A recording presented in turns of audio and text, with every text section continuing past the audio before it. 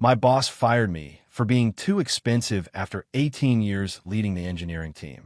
We can get 3 junior engineers for your salary. He smirked during my termination meeting. Nothing personal, just cost-cutting. My name is Victor Hale, 55 years old, lead systems engineer at Veltria Housing for 18 years. I built their entire infrastructure from scratch, architected every expansion, kept everything running so smoothly that the executives forgot how much the company depended on me until they decided they couldn't afford me anymore. I sat across from Graham Vickers, the new chief technology officer who'd been with the company for all of 6 months. He was 42, wore designer glasses, and had an MBA from Cornell. He'd been brought in to modernize operations, which apparently meant cutting the most experienced staff first. The severance package is generous, said Diane from Human Resources, sliding a folder across the table. 2 months salary plus your accrued vacation time. I nodded, took the folder, and said, "Thank you. Is that all you have to say?" Graham looked almost disappointed. Maybe he'd expected me to argue or threaten legal action, give him something to tell the board about how difficult I was being. What would you like me to say? Most people in your position have questions, concerns, he said. I shrugged. Seems pretty straightforward to me. Graham exchanged glances with Diane, who looked equally perplexed by my calm. What they didn't understand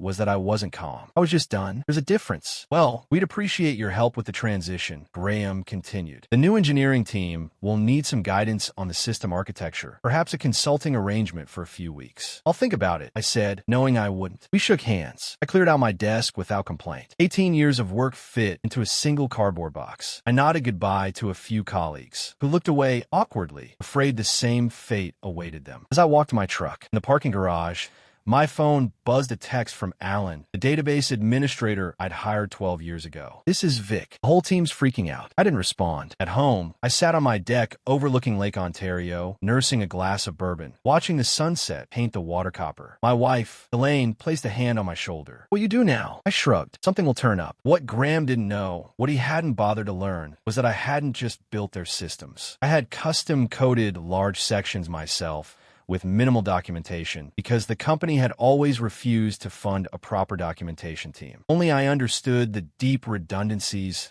the hidden security layers, the intricate network architecture. And I wasn't planning to explain it to anyone. I started at Veltria Housing back when it was called Bayview Properties, a small real estate management firm with 4 apartment complexes and a dozen employees. Their entire IT infrastructure consisted of 2 desktop computers, a fax machine, and a dial-up internet connection. The owner, Harold Bay, hired me away from consulting gig in Syracuse. "We are expanding," he told me. "Need someone who can build us something solid." Over 18 years, I turned that rudimentary setup into an integrated property management system that handled everything from tenant applications and background checks to automated maintenance requests and rent collection across 63 properties in 4 states. I built it piece by piece, adapting, upgrading, refining as the company grew. When Harold retired 5 years ago, his son Justin sold the company to a private equity firm that rebranded it as Veltria Housing. It kept me on, impressed by what I built. But things began to change. New executives, new priorities. Quarterly targets became more important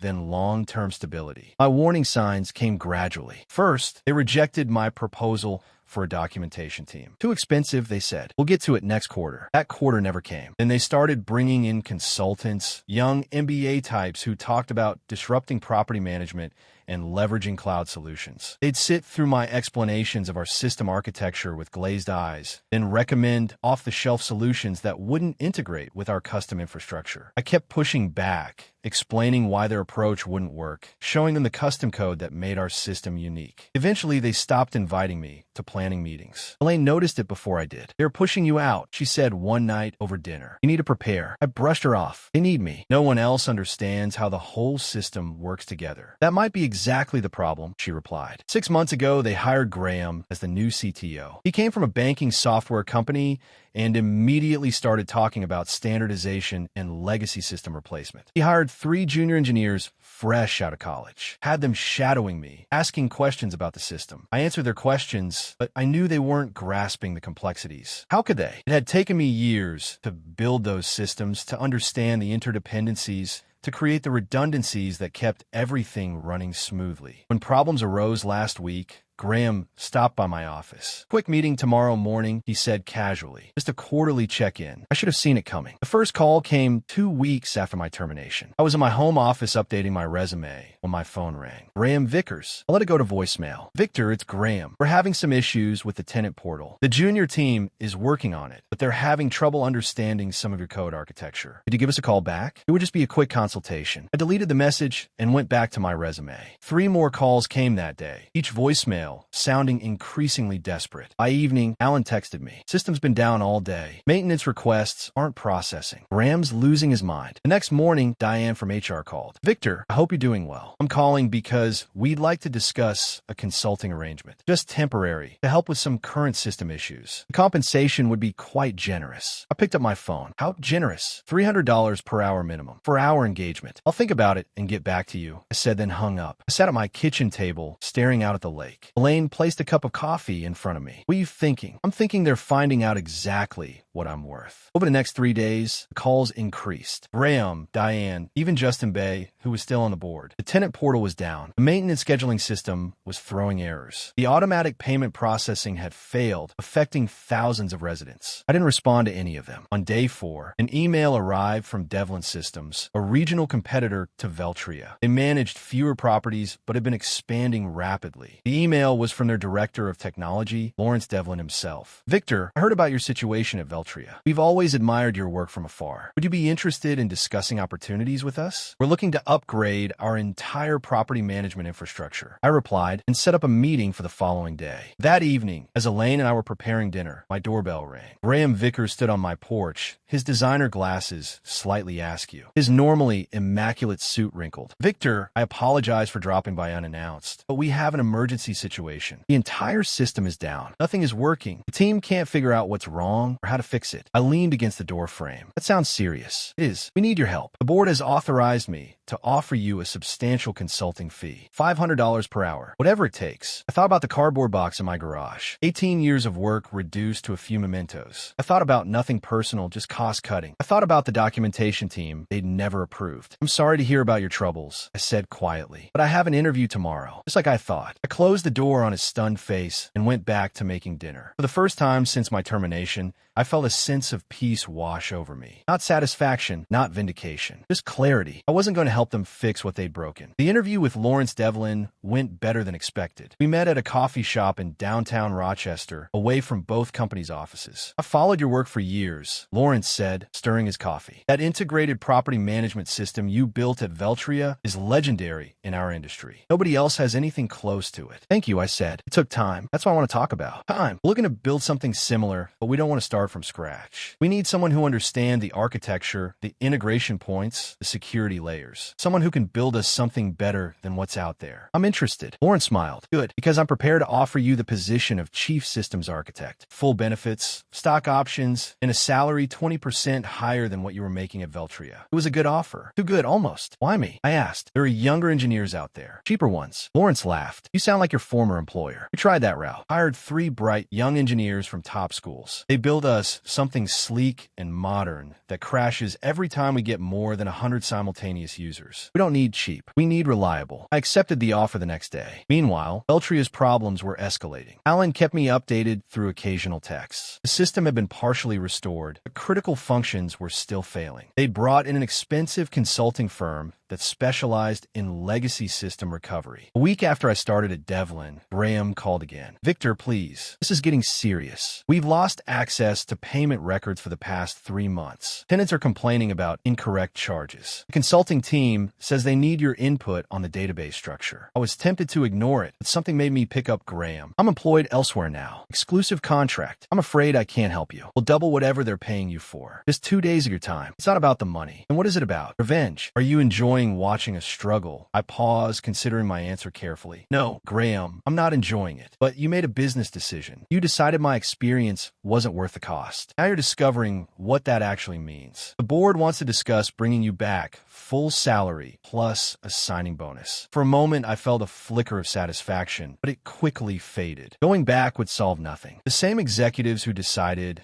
I was expendable would be waiting for the next opportunity to cut costs. I appreciate the offer, but I've made a commitment to Devlin Systems. Graham's voice hardened. You know there could be legal implications if we discover you intentionally made our systems difficult to maintain. Non-compete clauses, intellectual property concerns. There it was, the threat I'd been expecting. The system is exactly as it was when the company repeatedly denied my request for a documentation team. I replied evenly. Every line of code belongs to Veltria as specified in my employment contract. I've taken nothing with me except my experience. Feel free to have your lawyers contact mine. I hung up, hands shaking slightly, not from fear, but from anger I hadn't allowed myself to feel until now. The accusation that I'd somehow sabotaged them was the final insult at Devlin. I was starting fresh, building systems properly from the ground up with full documentation, training programs for the engineering team, and redundancies that would prevent the kind of catastrophe Veltria was experiencing. I wasn't going to look back anymore, but I wasn't going to help them either. Some lessons had to be learned the hard way. A month after joining Devlin Systems, I received an unexpected visitor in my new office. Alan, my former database administrator, stood awkwardly in the doorway, holding a laptop bag. "Got time for lunch?" He asked over sandwiches at a nearby deli. Alan filled me in on the chaos at Veltria. "It's worse than you think," he said, lowering his voice despite the noisy lunchtime crowd. "They've lost access to historical data going back 3 years. The backup systems are corrupted somehow. The consulting firm is saying they might need to rebuild from scratch." I wasn't surprised. The backup system had multiple redundancies and security protocols that needed to be followed precisely. Skip one step and the entire process would fail in a way designed to protect tenant data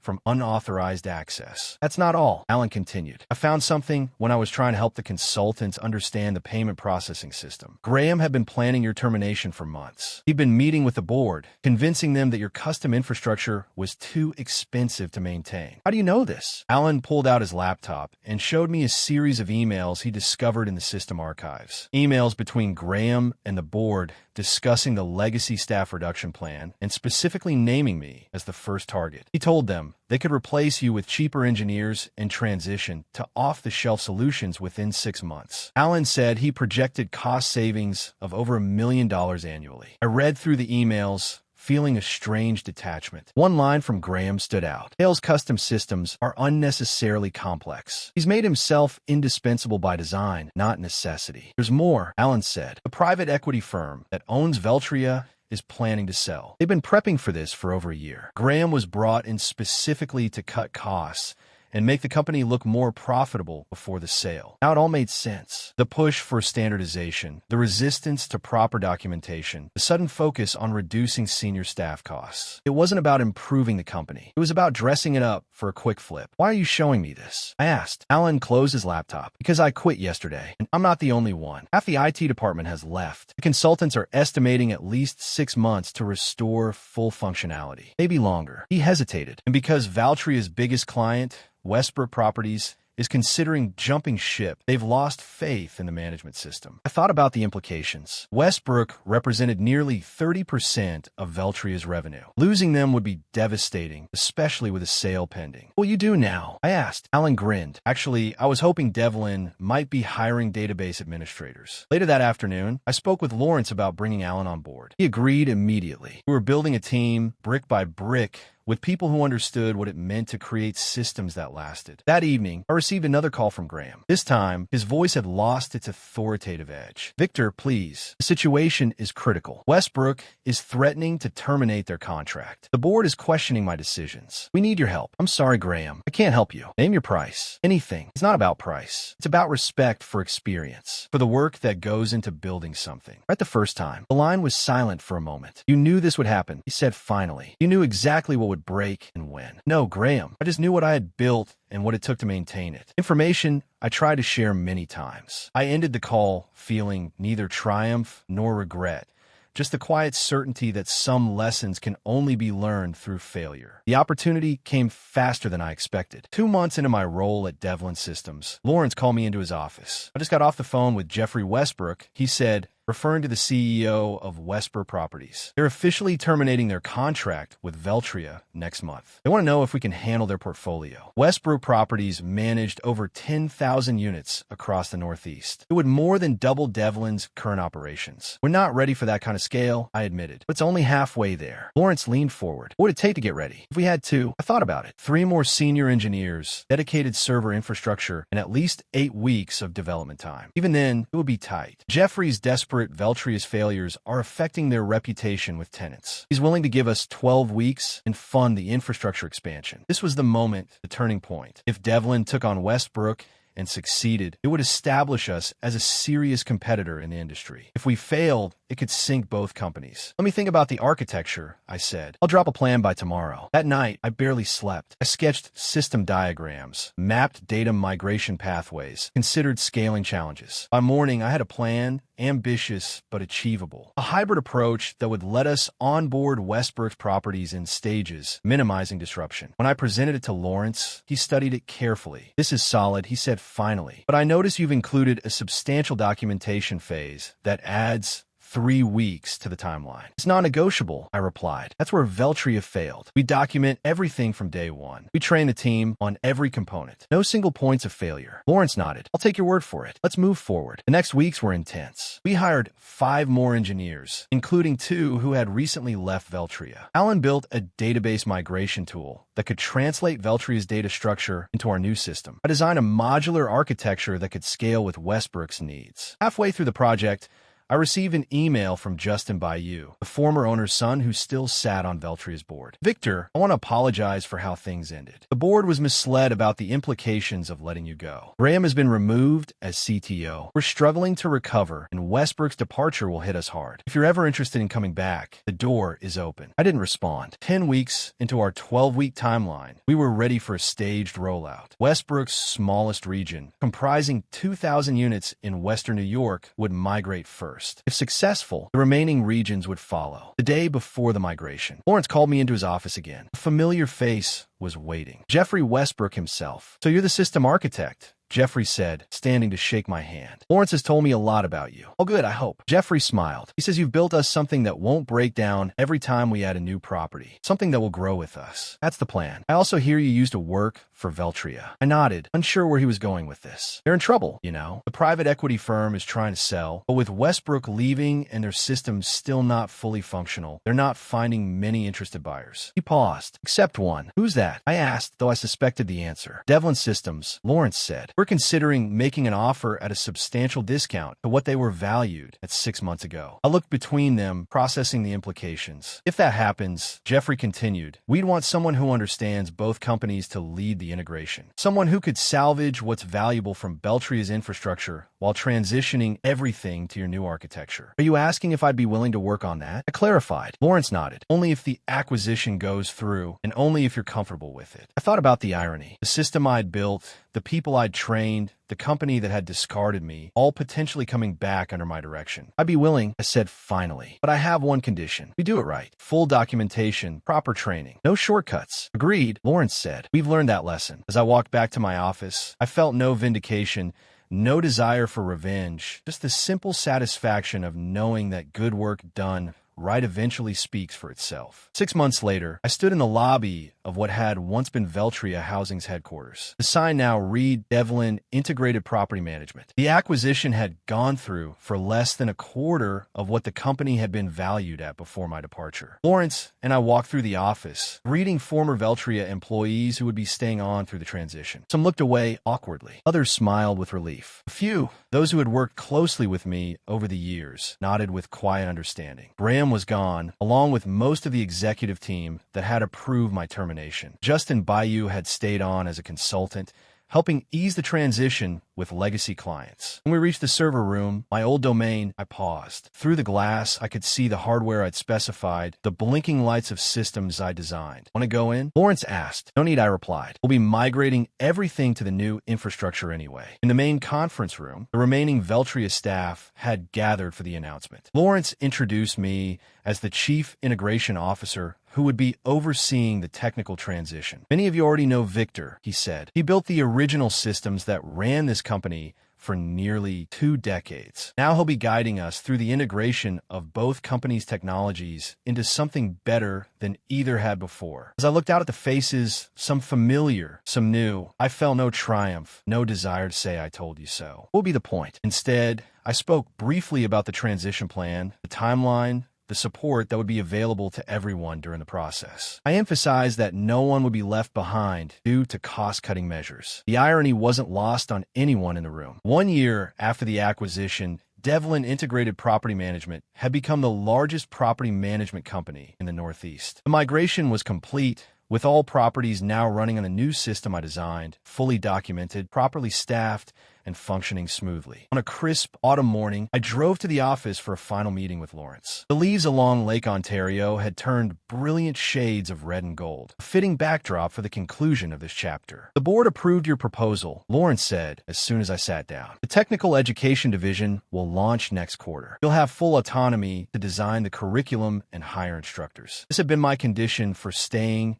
after the integration was complete. Not a higher title or more money, but the creation of a division dedicated to training the next generation of systems engineers and architects, teaching them not just how to code, but how to build things. Meant to last. Thank you, I said. That means a lot. No, thank you, Lawrence replied. What you've built here, it's remarkable. Not just the technology, but the culture around it. The documentation, the knowledge sharing, the emphasis on quality over quick fixes. Later that afternoon, I cleared out my integration office. Unlike my hasty exit from Beltria, this was a planned transition to my new role. As I packed my things, Justin Bayou knocked on the door. "Got a minute?" he asked. We walked to the small courtyard outside the building. "My father asked about you. He said he's retired in Florida now, but he still follows company news. He was glad to hear you were back." In a manner of speaking. "How is Harold?" I asked. "Good. Fishing a lot." Justin paused. He always said letting you go would be the biggest mistake this company could make.